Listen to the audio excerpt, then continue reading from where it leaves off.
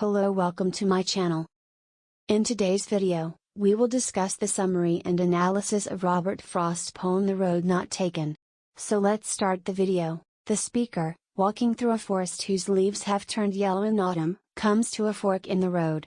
The speaker, regretting that he or she is unable to travel by both roads, since he or she is, after all, just one person, stands at the fork in the road for a long time and tries to see where one of the paths leads. However, the speaker can't see very far because the forest is dense and the road is not straight. The speaker takes the other path, judging it to be just as good a choice as the first, and supposing that it may even be the better option of the two, since it is grassy and looks less worn than the other path.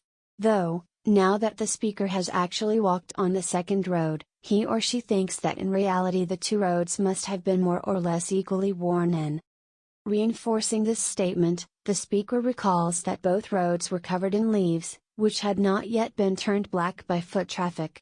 The speaker exclaims that he or she is in fact just saving the first road, and will travel it at a later date, but then immediately contradicts him or herself with the acknowledgement that, in life, one road tends to lead onward to another, so it's therefore unlikely that he or she will ever actually get a chance to return to that first road. The speaker imagines him or herself in the distant future, recounting, with a sigh, the story of making the choice of which road to take.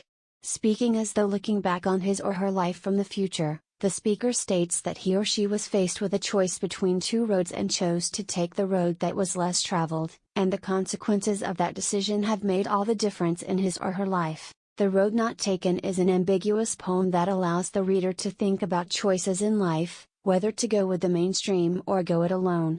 If life is a journey, this poem highlights those times in life when a decision has to be made.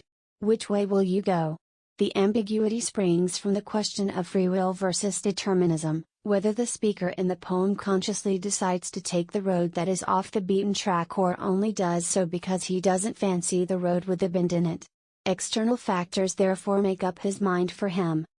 Robert Frost wrote this poem to highlight a trait of, and poke fun at, his friend Edward Thomas, an English-Welsh poet, who, when out walking with Frost in England, would often regret not having taken a different path. Thomas would sigh over what they might have seen and done, and Frost thought this quaintly romantic.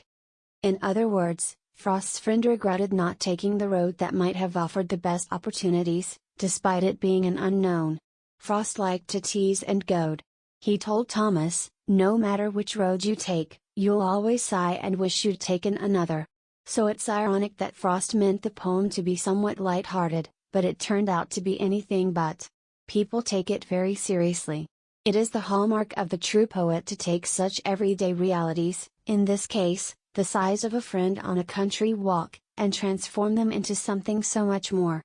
The Road Not Taken is all about what did not happen. This person, faced with an important conscious decision, chose the least popular, the path of most resistance. He was destined to go down one and regretted not being able to take both, so he sacrificed one for the other.